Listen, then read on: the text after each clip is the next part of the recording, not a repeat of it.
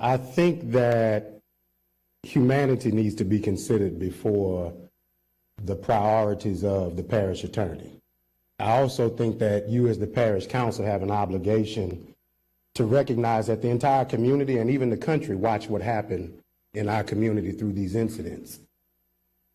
Women, young women under the age of 18, were taken into a warehouse, strip searched, told to bend over and open up by police officers that we pay. This same council is going to ask to put $9 million in y'all's project for the police department and ask us to vote for it without doing the first part of giving us accountability. I don't oppose supporting pay raises for police officers. I do oppose giving them to them without accountability for what they have done. Gary Chambers is one of those activists and community leaders that too many people have been convinced are bad for our society.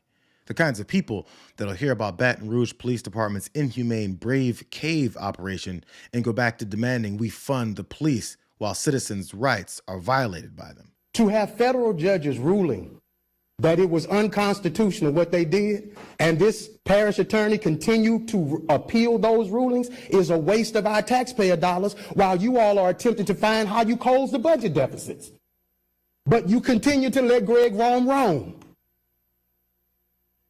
Who is in control? You all are the parish attorney. Because all of these issues are a recommendation to you all. But you know what you all have the ability to do as council? To do what is in the best interest of the citizens of this community. If 2,000 white women or white citizens have been taken into a warehouse in this community, oh, hell. We wouldn't even be in here talking about no 40,000. Y'all be ready with pitchforks outside. If 3 white women were taken into the facility and bent over and spread open. So in case y'all hadn't heard, the Brave Cave scandal that went down in Baton Rouge in 2023 saw multiple police officers illegally detaining people they believed were committing crimes that somehow required strip searches and beatings that needed to be conducted at an unidentified warehouse where whatever they claimed they were looking for was never found. It included a case of then 21-year-old Jeremy Lee, who was arrested outside of his house and secretly taken to the Brave Cave, where cops attacked him enough to fracture a rib and showed visible damage to his face. And another instance of a 49-year-old woman that was pulled over and pressed on the prescriptions that officers discovered in her car, which she tried to explain to them were prescribed to her, but they wouldn't allow her to show her evidence.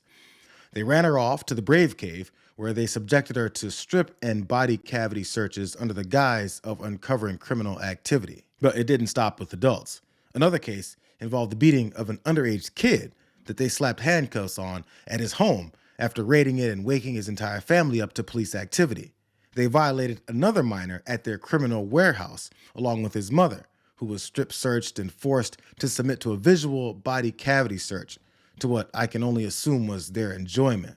You know, once these and other instances of dehumanizing violations were brought to the light, and Baton Rouge Police Department's Street Crimes Unit was disbanded, they're now offering meager settlements to their victims, ranging from $40,000 to $100,000 without any accountability for the cops that did it. And now Chambers is calling out the council's ridiculous expectation to hand over the money to shut them up, while demanding millions to give cops raises. I watched a video of a girl who was 16 years old sit in the back of a cop car, and they had her ankles shackled, her hands shackled, and they said, "We taking you," just to take her to the bathroom now. So to take her to the bathroom, they had to search her.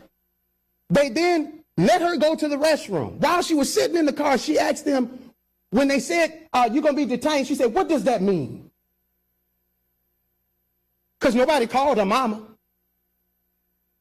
16-year-old girl. Nobody called that little black pregnant girl's mama.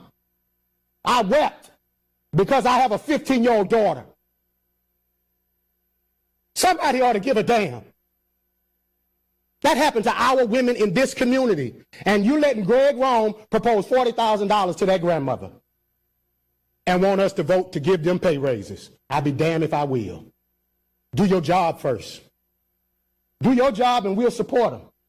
But without the accountability, it's an abomination to ask this community to stand behind police officers you won't hold accountable. It's insult on top of injury. with an expectation that these folks will leap for a couple of $1,000s in exchange for no accountability or justice for the crimes that were committed against them.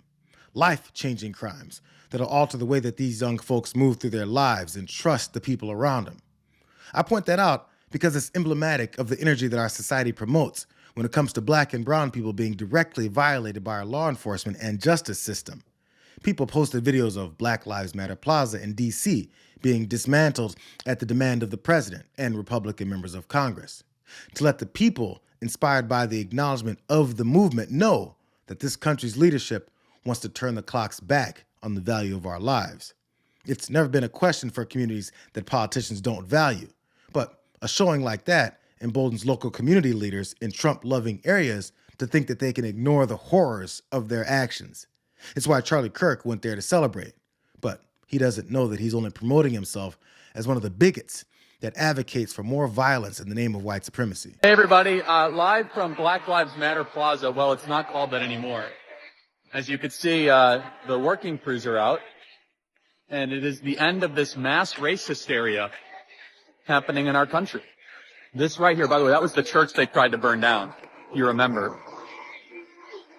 The crews are out here removing this 2-block long mural of Black Lives Matter Plaza out here in the streets of Washington, D.C.